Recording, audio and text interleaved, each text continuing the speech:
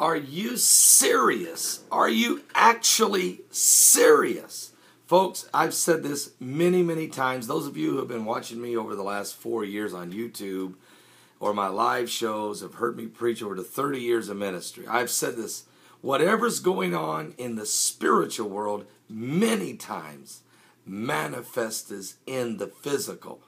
Now, this Sunday coming up, the Vatican is getting ready to have a spectacle of a mass at St. Peter's Square where they're actually going to canonize and make and declare that Pope John Paul II and Pope John the 23rd are saints. They're going to, and Pope Francis is going to perform this ceremony, this mass and ceremony live on television around the world, and not just any type of a broadcast, but an actual 3D HD, and not just in televisions, but in movie theaters across Italy, across America, across South America, and around the globe.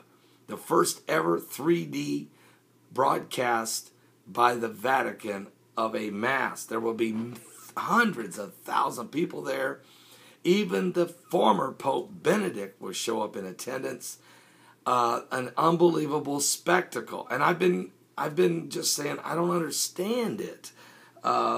Exactly what the issue is. Let's see what I should say.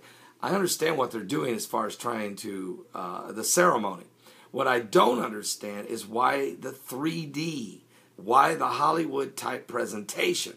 But in having said that, it is scheduled to go on. Now, folks, yesterday, unbelievable, what you're looking at is the crucifix of Jesus Christ that has fallen from the large statue. It was actually a curved cross that had Jesus on the cross, a huge crucifix in northern Italy, and it was put there in honor of Pope John Paul II, who's going to be canonized in this service on Sunday, 3 days before his the fact he's going to be declared a saint.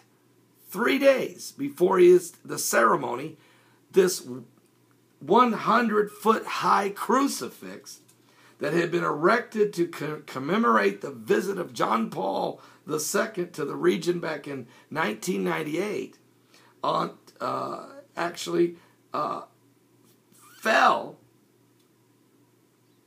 It collapsed. It fell. This thing weighed 1,320 pounds. Sculpture of Christ on the cross fell from 100-foot high and hit a man, killing a man. 21-year-old Marco Gethsemane. It killed him. He was there visiting the area and was actually there viewing the cross when the crucifix collapsed and crushed him and killed him. Now, this is a horrific situation. I mean, this is absolutely horrific. And actually, there was no bad weather. You're looking at the pictures. It was a sunny day. There was no bad weather. There was no high winds. And this, so something, literally, folks, I'm telling you, this just can't happen. This is not by accident. There's something about this event. And I just want to say, it's unexplained tragedy. It's shocking. Even the town in Italy of Sivo, the mayor, called the accident unexplainable, noting that the maintenance work had been carried out on the cross last summer. This is a place for a pilgrimage where families come to visit.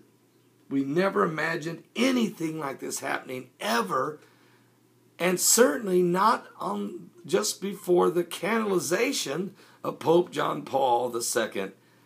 Folks, there's something going on. You know, in my book, Jerusalem Jihad, I wrote that I wrote it based on an end-time apocalyptic scenario. And I wrote that even Pope Benedict would resign. And I wasn't the only one to write a book predicting the resign. And actually, when I wrote this book, it was not. It's based on Bible prophecy and current world events, historical accounts, and an end time apocalyptic scenario. I felt as I was writing to go ahead and not have Pope Benedict die in the story, but have him resign. Now, he did, and that's what he did. He resigned, which shocked me, because it literally shocked me, because it was not a prophecy. I was not giving a prophecy from the Lord, although I truly was led by the Holy Spirit to write the book. Now, Tom Horn also wrote a book, and he did the same thing. He predicted that Benedict would resign, and he did. And you might say, well, you guys just got lucky. It just has nothing to do with luck. Everything is, the divine appointments and the steps of a good man are ordered by the Lord. And let me just say this. There hadn't been a pope resign in 600 years. Now, folks, what are the odds? I'm going to ask you, what are the odds of the Vatican doing this big 3D broadcast? What are the odds that just before the broadcast that this crucifix, 100 foot high, that weighs over 1,300 pounds, would just fall and kill a man? And this is not any crucifix. This is the one that was specifically put there as a monument unto Pope John Paul II, who is the one, along with the other pope, that are being canonized. Folks, there's something. What? So I'm just going to leave this with you, and just, and don't do any bashing of Catholics or Protestants. Don't bash each other. Don't do that, okay? Just step back and ask yourself, is this a prophetic sign? What you're looking at right there, is this a prophetic sign of something to do with the ceremony coming up on Sunday? It's a question. It's just a question. I'm not doing anything but just saying, is this a question? This is a question. Is this a sign? Well, wow. God bless everybody. Wow. Help us, Jesus. Dear Jesus. We know Jesus died on the cross. And of course, the cross, the crucifix, we preach the cross, the power of the cross.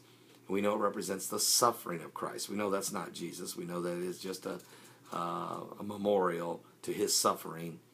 And we also know he rose from the dead. But the timing of this is just unexplainable.